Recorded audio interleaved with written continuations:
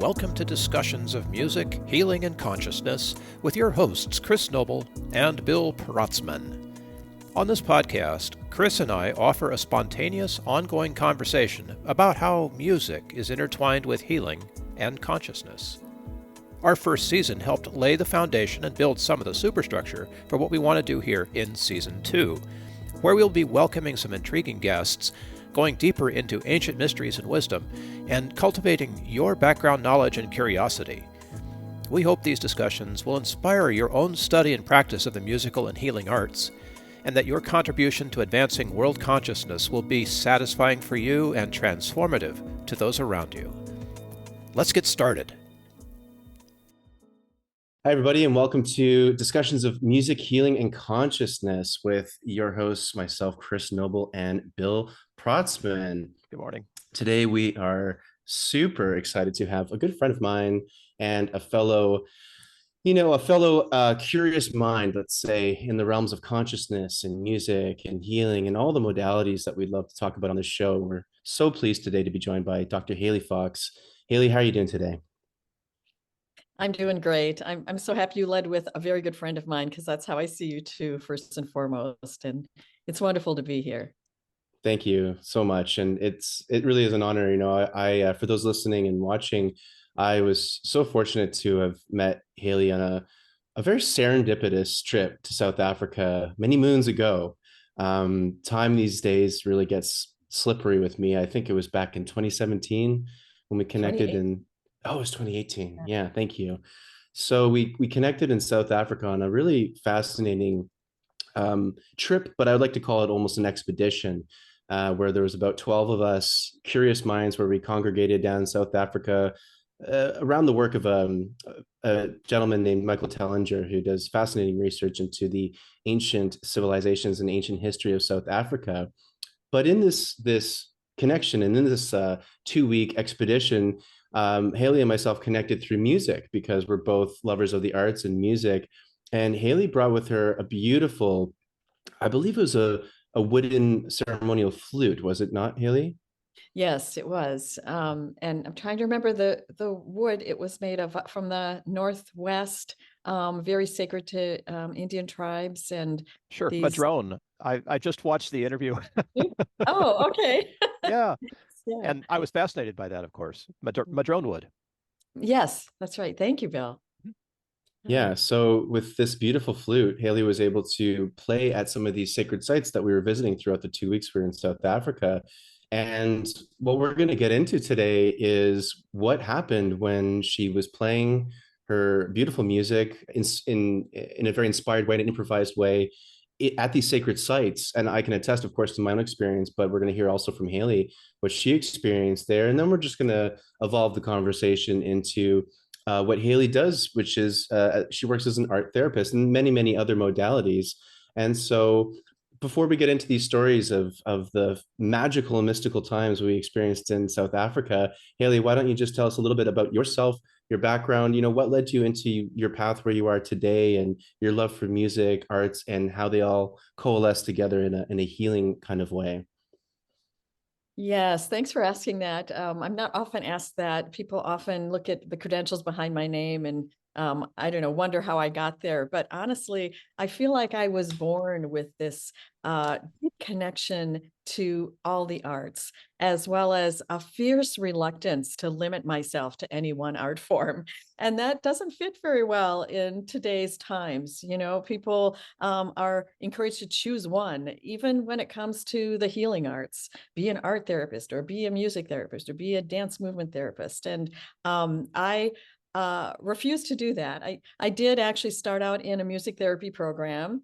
It lasted about a year, and it was just too restricting for me. So I ended up going into this kind of design your own major program at the Para College at St. Olaf College. And what really felt like it was possible to integrate all the arts into healing modalities, even if so long as you're grounded in a theoretical orientation, which I felt like was emerging for me.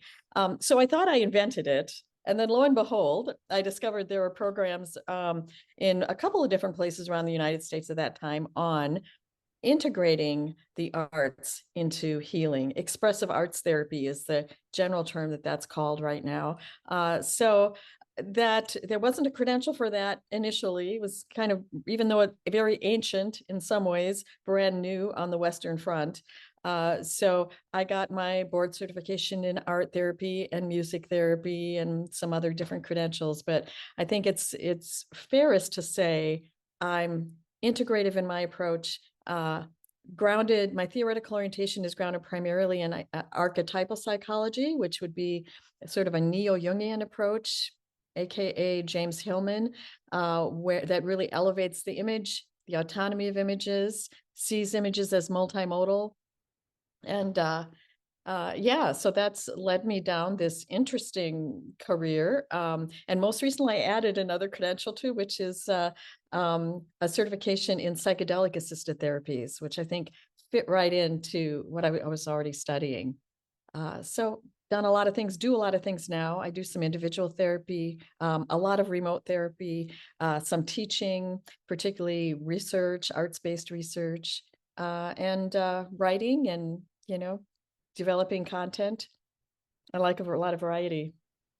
I love that. And, we'll get into how you incorporate all of those into your unique, therapy practice, because I do want to hear about that. There's been some things you've told me throughout our friendship that have always stuck with me, and I want our audience to experience that. But before, I do want to talk about this journey to South Africa. And before we get to the continent itself, what made you think, oh, I'm going on this kind of expedition to meet this researcher who's obviously showing information that most people haven't seen about the ancient civilizations of South Africa. What made you think I got to bring my ceremonial flute with me?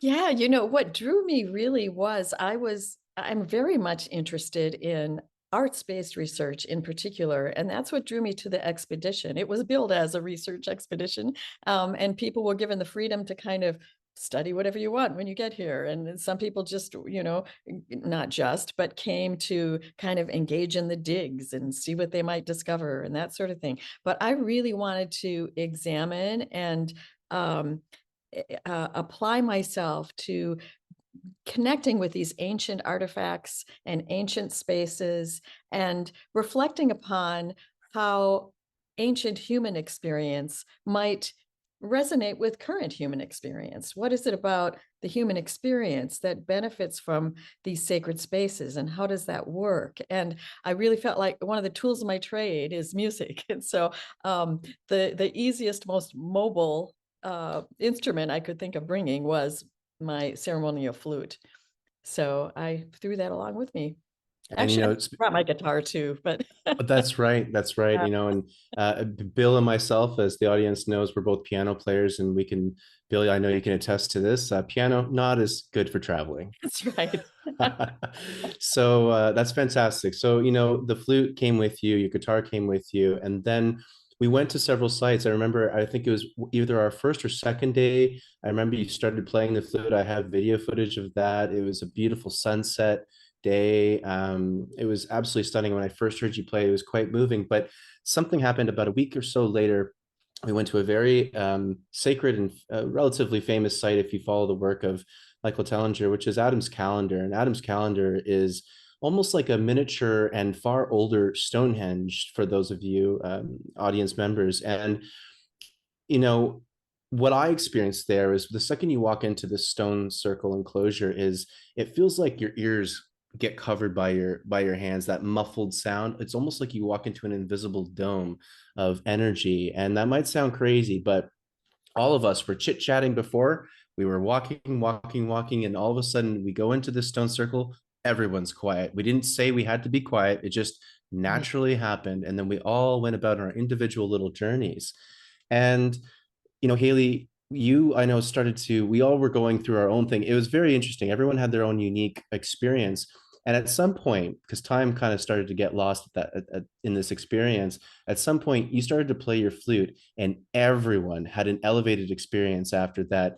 What made you feel like you needed to play? And I know it's sometimes hard to put words to this, but what were you experiencing while you were playing that flute? Yes, that's a very good question, and I think it's an important one because we live in a society now where music is associated with performance, meaning like a performative activity, and that's not how I view it at all. In fact, I have to say I'm a painful introvert. I have all kinds of baggage about not wanting to impose myself on other people's spaces and so on. So that nothing about that was about, oh, I'm going to bring my flute and perform for people and see if I get applause. That wasn't it at all. And but I did feel initially, I didn't feel I needed to play my flute, but I did feel like I needed to bring it with me. So it was kind of an intuitive thing. Better bring your flute today. So I just stuck it in and trusted that if I needed to have it, the time would arise when I needed to pull it out. So I came in like everyone else did, really, just sort of sensing, as you said, the vibrational impact of this space. And at some point, I got this sort of internal push. Okay, now pull out your flute. It's time. And so I did. It was more of like responding to that internal pull and kind of uh, giving the space what was required of me, what I had to offer that space, and quite intuitive in a way. And honestly, I don't even remember what I played. You know, I just I pulled it out. I just my focus is on sensing the environment, and you know, sometimes musicians who are improvisers probably can relate to this. There's this sort of sense of playing the room, you know, kind of picking up on whatever exists there and looking for resonance with that and allowing whatever needs to come forward to come forward. And it was powerful for me too. And I think partly because of that, because I saw people in deeply in their own experiences, and I didn't want to intrude in any way. You know, I get sometimes ego gets in the way in different ways. And but this pull was so strong that I decided I would trust it and follow it and let the chips fall where they may. And didn't stop actually until I got another pull to, okay, you can back away now and stop playing. Now, for those listening and watching, my experience during this was, I was already having a pretty profound, almost like a spiritual communication in this meditation that I was in. And then I hear Haley's flute, and it's like it brought a coherence into my situation, to my experience, that the English language especially it really fails at describing these experiences. They're almost ineffable in a lot of ways. However, what I experienced was that it almost focused in. It felt like it focused in my experience and my communication that I was having on a spiritual level, and it heightened, and it made things even clearer. And then it brought on a lot of emotion.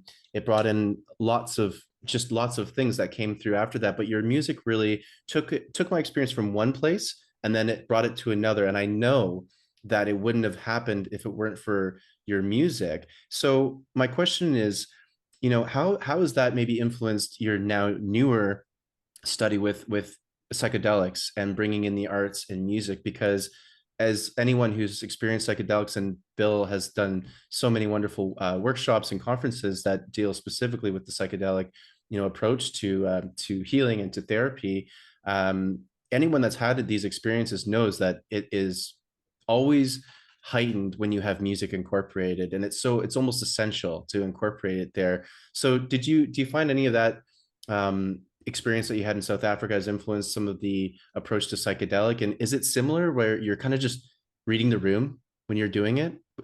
Yeah, you know, I have to say I haven't dipped my toe too often into those settings yet. It's really been, I just concluded an intensive year of study in October, but I'll reflect on, you know, some of the things I observed there is there's no doubt people recognize the power of music in those spaces, and always it's included. And there's quite a bit of time and attention that's been given to curating soundtracks and things that can really assist people in their experiences. And that's all well and good, and it all contributes to the field. What I felt has been missing that I think I would love to see people explore more is live music. is actually people being in the room in those spaces and not simply putting out there a soundtrack that, has this characteristic build up and then peak and then coming down again. That all makes sense. But someone who can just really sense it, and my imagination tells me that this would further enhance the experience. And also kind of, sometimes people have music in say example, a ketamine experience. There's often recorded music there. And they might at different times say, oh, I got to take off the headphones. This particular music is not enhancing my experience at all. And then they might continue their experience. And I think it's because there's no human connection there. So it's an area I think deserves more exploration and more talent, honestly. Most of the people engaged in these classes with me were really skilled therapists and not necessarily also musicians. So it's too much to expect that someone would bring all that to the table.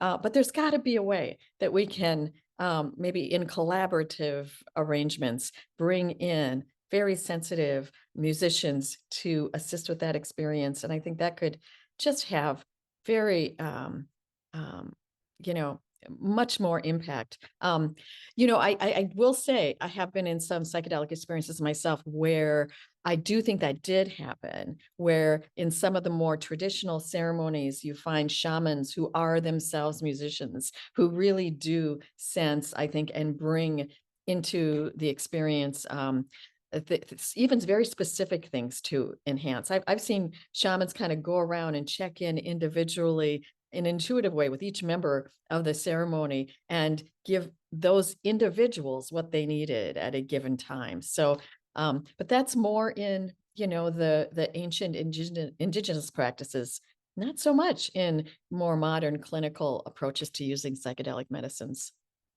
Yeah, and for some reason, I'm not completely surprised by that. Yes. Um, because, in a lot of ways, we're in the Western medicine sphere, and I'm a musician, so I can't obviously speak as an expert on this, but certainly from what I've observed, is that we're rediscovering a lot of things that we already knew. And certainly a lot of these indigenous and native tribes all around the world know very, very well, have probably known for thousands of years. And you're absolutely right. They incorporate drumming and singing and many other forms of music that are all live, all channeled, all improvised. And it's just an accepted fact that is going to happen when you're doing things like ayahuasca and other, peyote, other again, ancient plant medicines. So, moving from the psychedelic realm for a second, I wanted to touch on something that I loved what you said at the beginning, and it's something that I always try to encourage people to, which is there's a with people who aren't musicians, which is most of the world, I would say, consider themselves not a trained professional musician. There's so much benefit to just playing music, to just letting it out and not having to have this, oh, well, I didn't train and I didn't, study it all, so I can't do it. What have you had any experiences with your patients or clients, or just people in your life, where you've encouraged them to take on music in some way, or let's say art in general in some way, and have you seen any benefits that have come from them just to express themselves through that modality? Yes, I'm so glad you brought that up because I guess I'd like to go back and change what I said and say we're all musicians and we're all artists. It's part of the human experience. There's been a kind of elitism that has moved into our modern culture, that has led people to shy away from their own personal expression because they feel like they're not good enough, or I'm not an artist, and so on. So often those barriers need to be broken down in a therapeutic situation. Don't find them so much with young children, even sometimes, individuals who have uh, developmental disabilities and things. There's certain people who find easy access to that personal expression. In some ways, formally trained artists are the hardest nuts to crack sometimes because they get so concerned about, am I doing it right? Did I miss that? Whatever in what I was playing. So I think that music is primal, and generating sound and movement and art making and so forth. And it's so important for our human experience, for growing, for being seen, for connecting with other people, and so on. So one of the strategies I use is I often like to play around with open tuning in instruments, so that someone, no matter what they play on a hand pan, for example, or an open tuned guitar, it's going to sound resonant to them. And so people can really let themselves loose with that. So there are strategies you can use. And yeah, I think it's all about play, and it's all about connecting with your humanity. And I think there's something to be gained for all people to find a form of expression they really resonate with, like, where they can, get their feelings out. You mentioned the word ineffable, and I've been thinking a lot about that word, ineffable experience. It's something that's a lot of people in the psychedelic field are thinking about, that, when people have a mystical experience, they might want to integrate it, but often it's ineffable. It's not something that's easy to put into words. That's why the arts exist, I think, is to help us give expression to the ineffable. And that's not only an issue in psychedelic experience, it's an issue in all human experience. Lots of our experiences are ineffable. Let's, paint it, or dance it, or create some, use our voice to express that thing. And other people can more deeply understand what you mean through those expressions sometimes than any awkward words you try to use to describe it. That's absolutely beautifully said. I couldn't agree more. And it reminds me of one of my friends in my 20s when he was introducing me to some different psychedelics, and he would describe the effects without words. He would say, well, this one's more like a ooh, and then this one's more like a oh, kind of an effect. And honestly, we would always laugh at that. But I gotta say, to this day, he described it the best than anyone else who uses words, because it was the sounds that he just created with his own voice that honestly explain the ineffable. And that you're absolutely right. I think that's brilliant. The arts are absolutely, and certainly in one aspect, and one major aspect, to try to bridge the gap from the ineffable to the tangible. And what a what a brilliant way to do that through any arts. And one a thing that you've told me, I think many years ago now, it stuck with me, which was, when you're doing art therapy, you when you're someone's expressing themselves through art, even if they think they're trying to be clever with something and skirt around the question or the issue, you can't really lie through art. You can't, there's always something, an essence of your soul and your being that comes through in any art form expression. And for yourself as an art therapist, how have you seen that transpire, and how do you work with that in your own practice? Yeah, I think the key there is that you're tapping into realities beyond your small ego existence, when you open yourself to the arts. So, when I'm stuck in this material realm with my limited language, and all of the baggage I have about things I'm insecure about and so on, I can lie a blue streak. I can, using my words, and sometimes you're very convincing about it.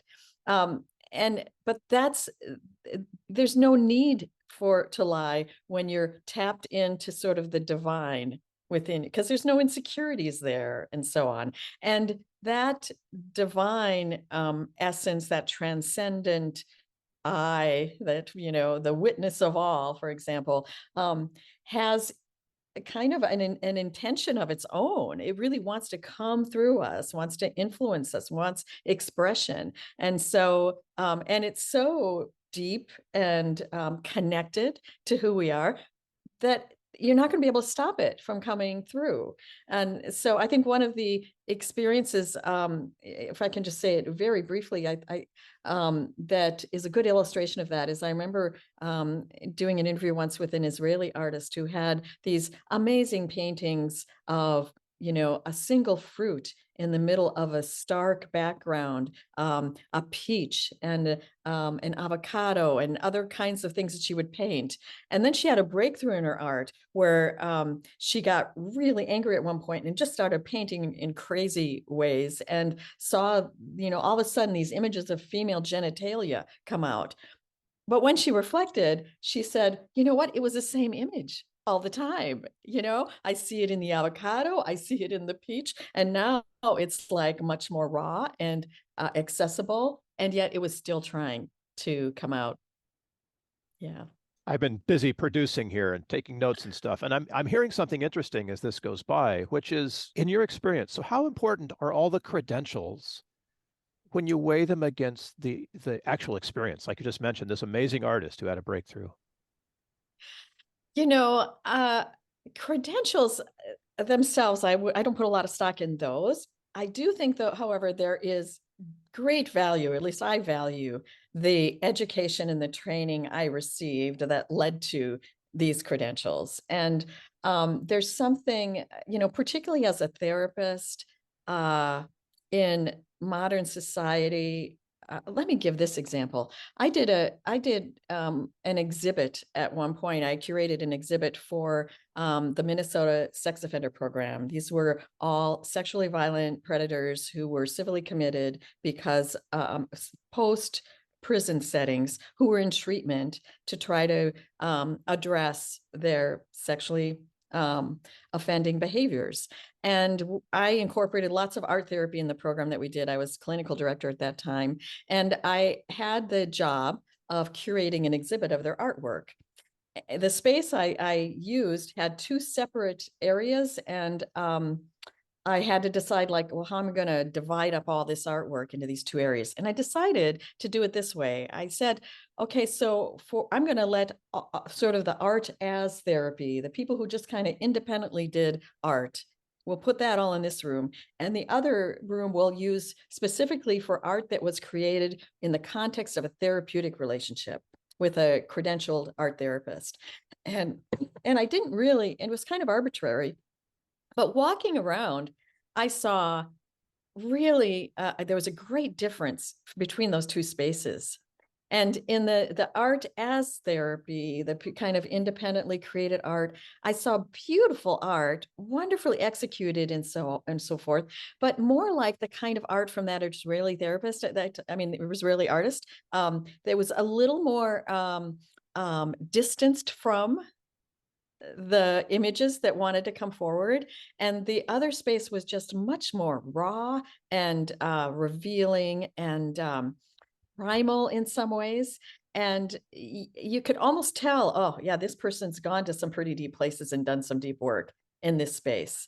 I think there's something about having and I wouldn't say all our educational systems are good at this. I had the privilege of going through some really valuable training and good training where I had to deeply look at my own stuff, and we did group work that was really powerful and so forth. But with really good training, you learn how to contain and hold space for all kinds of difficult emotions and experiences and so forth. And that ability, which I think shamans also have, is essential to people feeling safe coming up with their stuff in the space. So there might be two avenues to it, but some kind of deep, exhaustive, self-reflective training is required, I think, to do this work really well. And some training programs, not many, my personal bias is I don't always see it in CACREP programs, I have to say. And that has to do with, the requirements, the bureaucracy and so forth. But if you have the privilege of getting some really good training, it can really make a difference. And also, then it gives you also that capacity to deal with crisis that might emerge, be able to identify when someone's really in need of a higher level of intervention and so on. You don't necessarily have that as a layperson off the street. So yeah, that's kind of a both and answer, I guess, in a way. Well, it makes sense to me. It's experience. You need to experience a lot of this yourself in order to, of course, be able to hold that space and then also understand when your patients and people are doing what they're doing through the art and being able to interpret that, it makes ton of sense, right? Rather than just learning the theories and the ideas of how to be a therapist, it's like, well, you got to do the work yourself, right? That's a big, And yeah. so, right. And kudos to you for doing all that, because it's obviously showing up. And the impact that I just had when we experienced that in South Africa was case and proof enough for me. To kind of conclude things here, I would love to maybe ask you if we could give our audience some simple little takeaways today, for, like we touched on before, how you like to offer open tuning of a guitar or get someone to play the handpan. These little things that we can help, we can invite non-musicians, which is 99% of the world, to incorporate into their day-to-day life, that can add some beauty, but also some expression. And honestly, for me, it's always like I feel like a weight is lifted off me after I've played my piano. Like I could feel a physical lightness to my day after playing an instrument, playing music, or expressing myself through visual art. Or honestly, I'm really getting and falling in love with dance more and more these days. I love just doing a silly little dance in the kitchen in the morning. Mm. Anything like that you want to part onto our audience before we conclude? Yeah, I think one of the most important takeaways, and I wish I'd said it sooner, is that the art is the therapist at the end of the day. And that's why, art therapists don't own art, music therapists don't own music. It's accessible and available to everyone. So I would encourage just a kind of a playful attitude and if you're drawn to something, then go with it. And, you can play on your own, you can play with other people, but just experiment and open a door so that art can enter into your experience, and trust that it's going to bring you something special, something valuable, something that's really going to enrich your life. So yeah, that attitude of playfulness, I do think that it's particularly for people who are, suffering in some ways or feeling constrained or so forth. It's good to do it on a regular basis, so having like a daily practice or a daily drawing journal or something, a place to sort of, one thing you can do is try to remember your dreams and capture some of the images that come up in there, and then spend some time attending to those images. The images that come in your dreams, you can work with precisely in the same way as the images that come through your art. And there's sort of an interaction there. So open yourself to whatever's in that transcendent realm that means well for you, that wants to come into your life. Just allow that and engage with kind of a curiosity and a beginner's mind, and enter into dialogue with those images. Hey, that's pretty interesting that you came. How can we get to know each other even better? And maybe an image that comes into a piece of art or something wants to be put into 3 dimensions. And so you get a lump of clay and you try to render it that way. And maybe there's a song in it and you try to render it that way. And every rendering deepens those images and gives them more space and room to sort of continue to reveal themselves and be part of your life. As I've been starting to do some more dance, I've been playing a lot, getting really into DJing and dance music. And because I have no training with dance, it's almost easier for me to lose. Like I lose myself in music. I always do, but there's always sometimes an end goal where I'm like, ooh, that was cool. That can turn that into a song, and then I got to record that, and then I got to do this and that and that. With dance, there's no end goal, right? So I find like those are becoming almost my new favorite art forms because there's no professional twist to it. You know what I mean? Right. And yet it can be so cathartic, and it's just so good in so many levels. And, I think also it doesn't escape me that in ancient times, I know there's probably history that's not even been recorded prior to that, but in our earliest recorded history, there wasn't the same distinctions between the art forms that we have now. And so people performing music were also moving, and Right.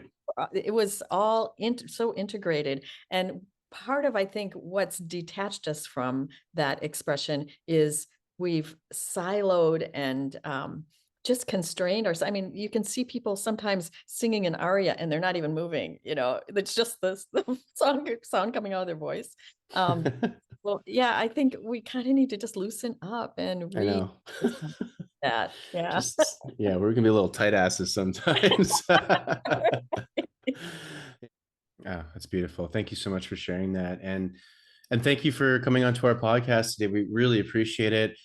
Before we have you sign off here, is there, I know you have some books that people can certainly look into. Is there anything you'd like to leave for the audience to follow up on your work or anything of that nature? I guess I could just leave my website. It's www.awe.ninja.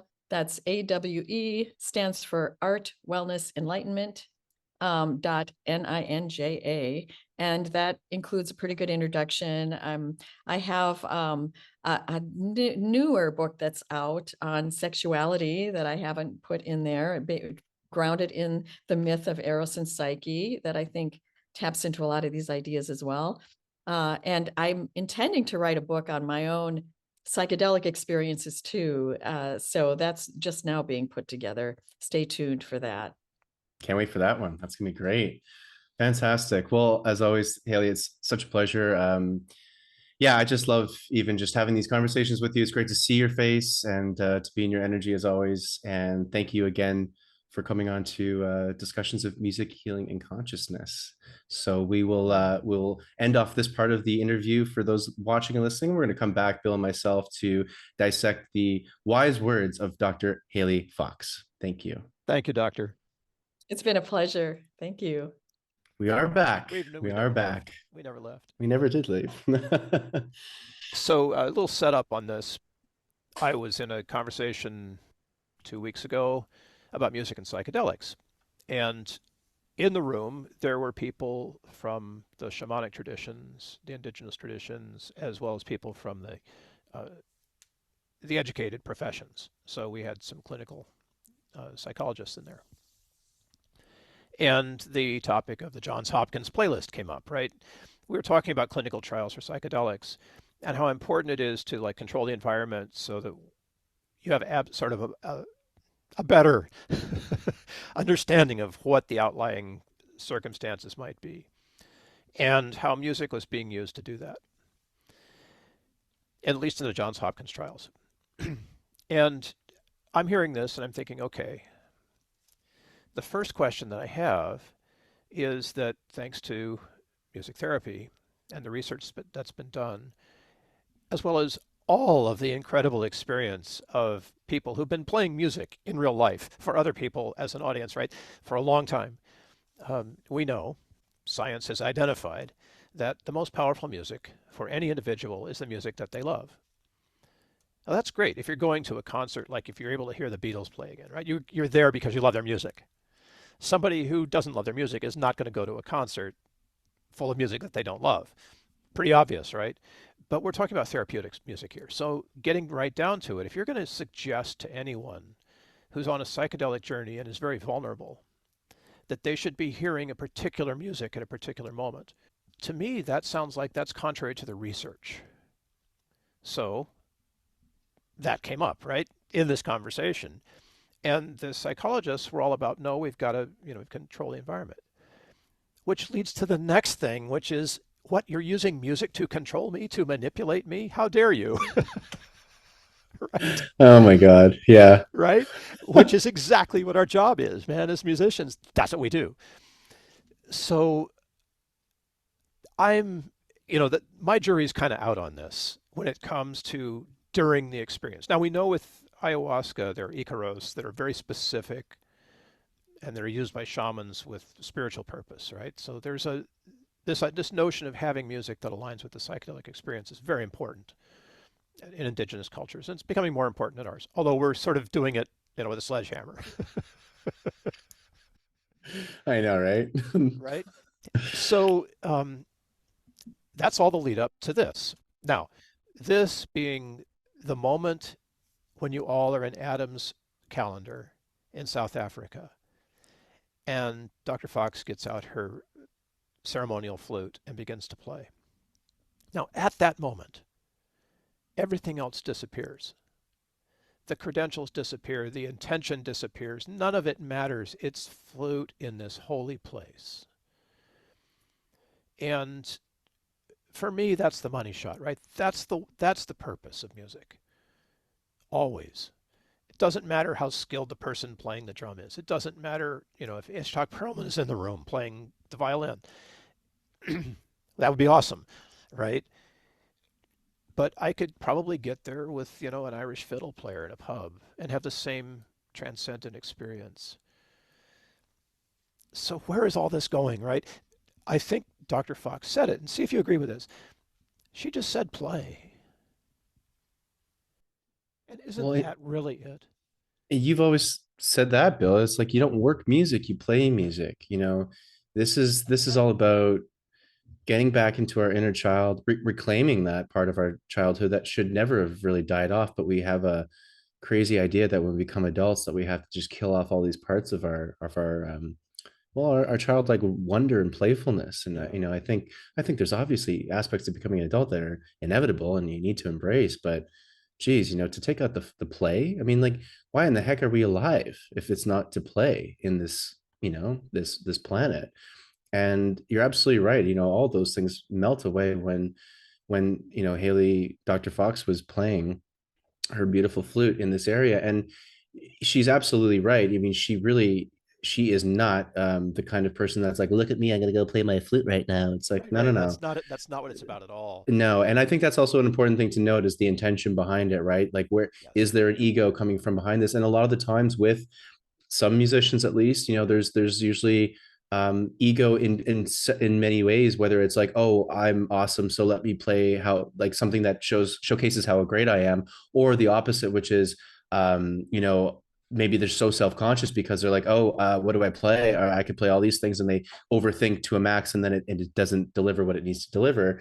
Regardless, there's the real takeaway is that it's like you letting all that stuff dissolve and just let it out. And as Dr. Fox said, everyone's a musician, everyone's an artist, and we need to embrace this side of this. It's a creative side.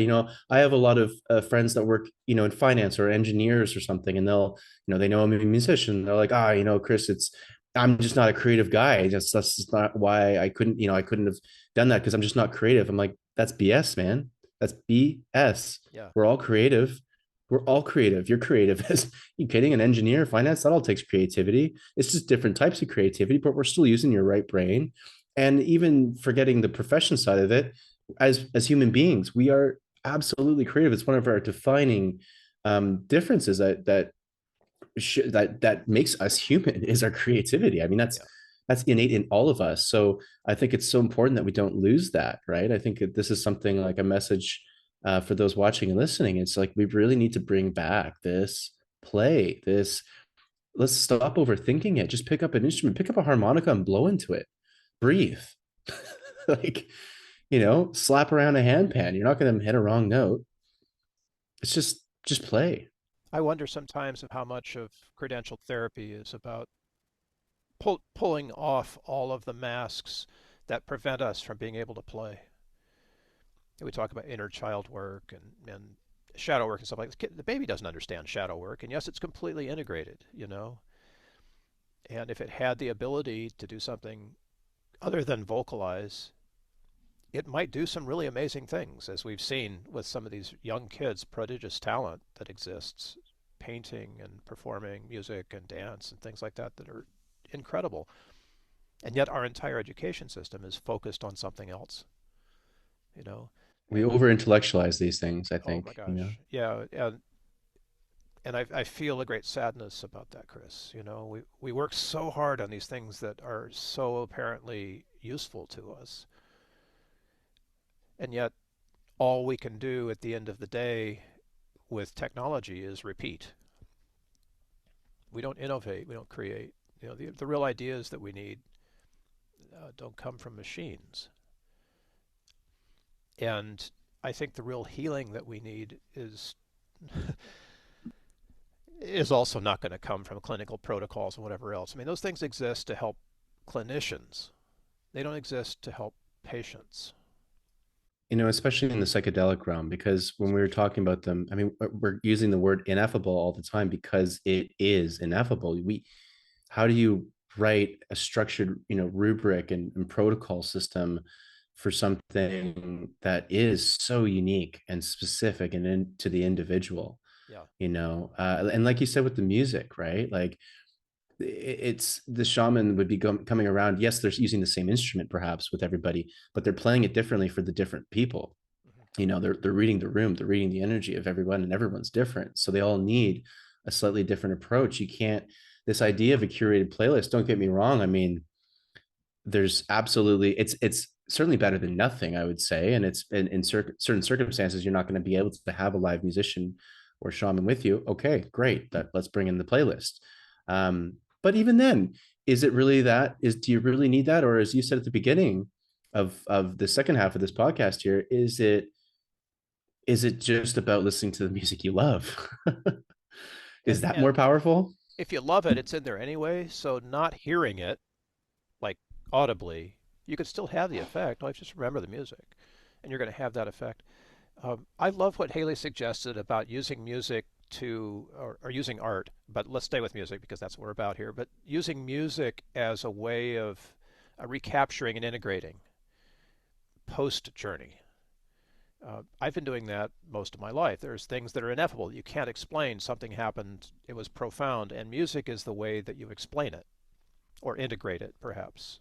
I mean, I You're feel a right. certain integration with music where I feel consciously, bodily, I feel it coming in and minding me in a way that words don't. It's like it's a sonic like a sonic integration, Yeah, yeah. you're Yeah, you right. get there through the eardrums or whatever, feeling the vibrations, but something inside you responds to that. And Well, it's also like, are you going to intellectualize the experience again after it's all happened, where you sit down? And again, there's nothing wrong with sitting down and trying to write these yeah, things out, like journal or whatever. journal, that's great, like do that too, of course. But or and something, let's just use music as the artistic example, but of course this could go far beyond just music, is that equally as important as a part of the integration, because now you can integrate the things you can't put into words. You can't journal all the things you experienced Yeah. and that you I think that you felt too. It's a lot of it, like, what did you feel in this experience? There's lots of things that you experience and that you thought in the experience, but just as much as that, you feel all of these things in the experience. So how do you integrate the feelings? I don't know whether I want to call it a cure or not, but when you hear about people whose post-traumatic stress or alcoholism is completely blown away by a psychedelic experience, isn't that in fact a form of integration?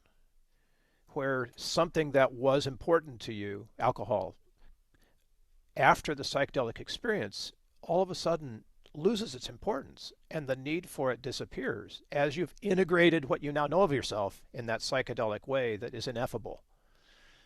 And yet here we have science trying to explain, well, this because of this and because of that, and these after whatever and neuroscience gets involved, and pretty soon it's like this whole jumble of stuff explaining what happened. Who cares? It happened. Do more of that. It's like we've got to focus on the results a bit more than the whole process, and how do we dissect and replicate that result. And I know Right. that's how we work with science, and Right. that's the beauty of science. And we're both lovers of science here. We appreciate that, understand that, Yeah. and this is where science just, I don't think it can properly It completely falls this apart. well, because now we're getting into the bridge of science and spirituality, and Right. just like the physical and the non-physical. And I think, why not have both then? Like, so you have the intellectualizing integration method of, like, let's say journaling or talking it through, which is very valid. I've Oh, done it sure. many Yeah. times, and I need that. It's important. And what else are we doing to integrate that, experience, that psychedelic experience, or just that, whatever it was, mystical experience, that you don't even need psychedelics necessarily to have a profound experience, but to integrate it? Is it sitting down at a piano and just playing the white keys? Even if you don't know how to play, you can make nice sounds, but if you just play the white keys, or something funky, then yes, pentatonic for musicians probably more interesting than a C major. But for anyone who's just a beginner, I've recommended to my friends, like, look, you can't go wrong if you just play the white keys, or conversely, just play the black keys. Or, like Haley said, open tune a guitar, pick up a tambourine, blow into a harmonica, whatever the heck you want to do. But that side of it can help integrate the non-physical, the spiritual, the ineffable, right? Maybe Yes. that's what we need to start looking into. And is there going to be a specific protocol to do? No, I think it should be suggestions. That would be Experience. nice, right? But yeah, this is where science, I'm like, are they ever going to find the perfect magic bullet, like the perfect formula for this? I don't think so. It's It's individual. there's a lot that science can learn from, particularly from the performing arts in this, because in the performance, it's all about creating the container. How the audience responds to that is completely individual. And rather than trying to control the response of everyone in the room so that you get a 90% response based on what you did on stage, the more skillful way is to treat the experience ceremonially and allow everyone to have their own response. And I laugh about this all the time. Go to the symphony, you'll see a bunch of people falling asleep. A bunch of people are following along intently. It's okay. It's all a response. It's not like anybody failed to attend the symphony. They were there. And whether you're awake or asleep, the music gets into you at the level that you're ready to receive. And maybe it makes a change for you. Maybe you have the most profound 5 minutes of rest that you've had in your entire week during that concert. It goes the same for a rave. Some people are going to just have an incredible experience at a rave, some aren't. Okay, doesn't mean the rave was bad, but the intention was there, right? And where science has a lot of trouble is with intention, because it's one of the most powerful flipping things that we can bring to an experience. You can show up resistant, and that's going to be a completely different kind of intention than if you show up open, right? Just so, you know, careful of your intention when you're involved in something. Allow that to be maybe more childlike, perhaps, but showing up with a checklist,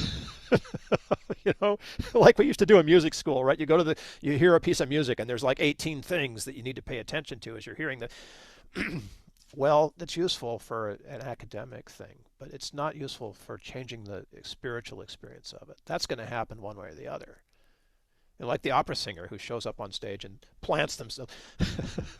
I worked with an opera singer, and she was the opposite of that, right? She acted the part, and we changed it up, and she came in like modern costumes to do the 15 different arias that she sang in a performance. Each one was different, and offered expression and went into the audience and interacted with people. Like this is That's awesome. I love right. that. That's the Yeah. kind of change up that we need around whatever the experience is, whatever the artistic experience that we're having. Like Dr. Fox was talking about the difference between the art that was done with the sex offenders, that was clinician guided versus individual. That's powerful. I'm not saying that either one is better. I'm just saying that it's powerful to know that that difference exists and that the guidance that you can get to unpack your stuff, using the arts, using music, is Well, profound in ways that the, can change you. It's ceremonially profound. the shamans are around and have been for so many thousands of years for a reason, right? Yeah. That guidance is when it's Oh, dude, even when the they're not there, like when you were at Adam's calendar, right? The energy of that space unpacked this offering to you, and yes. everyone felt it, right? From the moment you went in the circle. I'm getting chills right now just thinking about what that must be Actually, like, me too. it was right?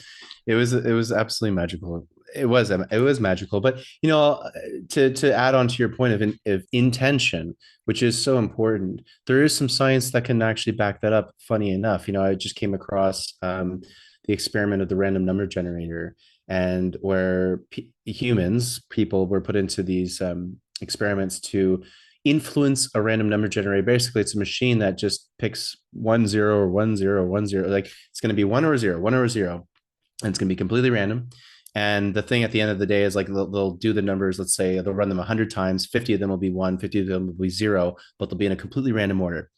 And then they bring in a human, and the human thinks and puts an intention of, I'm going to think of the number one. I'm going to think of the number one, and I'm only going to think of the number one. I'm going to intend on that random number generator generating more ones than zeros. Guess what happens? More ones More than ones. zeros. are generated. So case in point, the intention is so important. And like you said, it's, what are you coming into these experiences with, and there's also probably a happy balance there though too, because like you said, if you come into an experience with 15,000 different intentions, yeah, maybe we're going to get a little too unfocused in this Let's walk experience, before right? we can run, people. Let's stay focused, Exactly, everyone. exactly. So we might want to simplify it a bit, but to have that intention, and to, even if it's literally to come in and be like, I'm open, let's see what happens, then Yeah, that's your intention. that's an intention, right? Just to be curious. This intentional thing is so profound, and there's a fight, right? Because we have to demonstrate it with baby steps, like influencing ones and zeros in a random number generator. Machines are pretty easy to influence, remarkably enough. There's lots of study on that. Molecular stuff, pretty easy to influence. They can make all kinds of interesting shapes out of random dust on a plate, right, with vibration. But this has been going on for a long, long time. I mean, we have, uh, I don't want to say evidence, we have anecdotal evidence, let's say, of shamanic healing and spooky action at a distance. And our modern Yep. age spiritual healing is profoundly verifiable. So we're using this on, way more than just a computer. We're actually able to do stuff on our own systems and remotely on the systems of people who we are not anywhere near. We're able to have that influence. That's a healing influence. It's truly amazing. The monks praying over the stock market. I mean, we got lots of evidence of this stuff, and some of it's a little weird, but some of it is actually documented and verified by science. 100%. And interestingly too, it really is that individual experience, because Dr. Fox was, when she was playing that flute in Adam's calendar, obviously she was playing like a continuous idea, but it was the same thing that all of us heard, yet we all had profoundly different experiences. Yeah. And sharing some of those after, we heard, I mean, night and day, completely different experiences, memories, visions, communications, and so individual to the person, to their experience and to their life in that exact time and space. Yet the music was the same. It just always goes back to, one, that it is very individual. So this whole one size fits all approach to anything, I think when we look at the arts and the music therapies, and the psychedelic therapies, I don't think there is a one size fits all. And then on top of that, it's it's not only individual, but it's profoundly augmented by the music at the same time. And you can't underestimate the power and the magic that comes from these things that maybe science will never get to explain. That's fine, because Can you we know tackle one aspect of what you just said? Because sure. it, it, it came up for me last night. We've been watching the Star Wars saga. And Nice. what I hear is never underestimate the power of the dark side.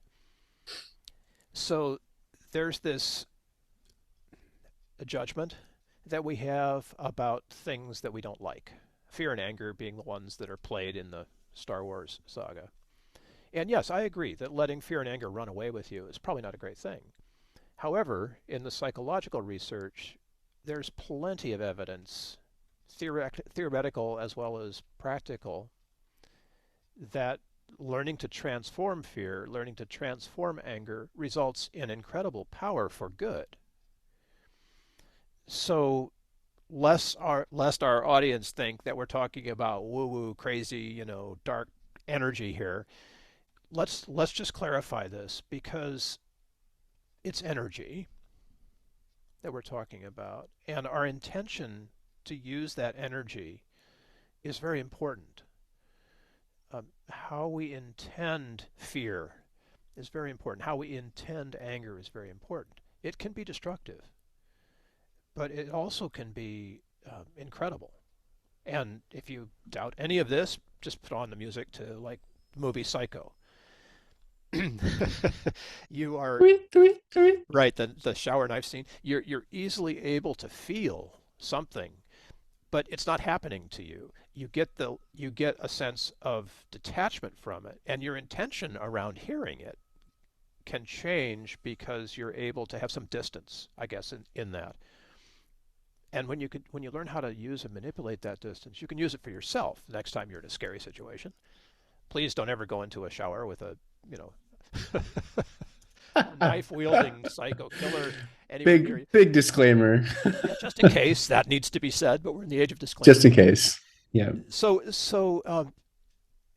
And I know there are people out there that just have a fear of psychedelics, and it's a valid one. If you haven't experienced it, right, it's They're important. powerful. They're Respect powerful. those medicines for sure. And in our own world, there are people who have a fear of like death metal. There's music genres of music that just make people uncomfortable. Some of that music might be related to shamanic ritual when it comes to psychedelics. Some of it might be just what you hear, you know, in the world these days. Um, there's a lot of fear of rap out there. So how do we address the healing power of this music in a skillful way that lets us sort of change it, refocus our intention around the music? You know what I'm saying? As a tool, how do we offer that to people? That's a great question, right? And I think that's kind of like the pursuit. Certainly for I would imagine for the whole area of music therapy, you know, is how can we use this massive array of genres of music, experiences of music, performances of music, all these different things.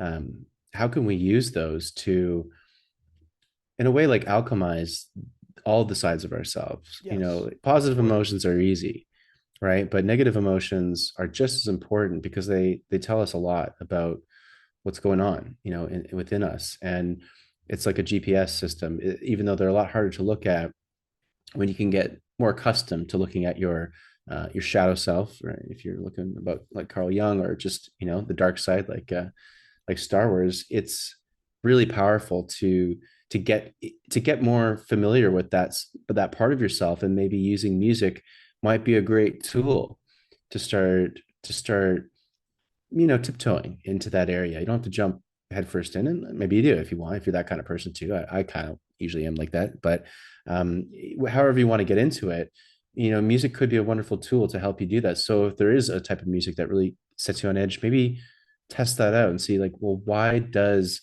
heavy metal, punk, death metal, or I don't know, jazz maybe can really rub some people the wrong way for a lot of different reasons. Classical music, for that matter, whatever it is, you know, maybe experiment with that. See why is it doing that, and why is it bringing up these, let's say, darker parts of yourself? Because there's information there. You know, it's not just happening for no reason whatsoever. There's a reason for it. So it's actually kind of, you know, probably quite beneficial to figure that out. You know, and music could be a nice gateway in a way that could be a lot less potentially harmful than maybe some other gateways Oh, into sure, that yeah. I realm. mean, treat it like any intentional journey, whether it's psychedelic or not.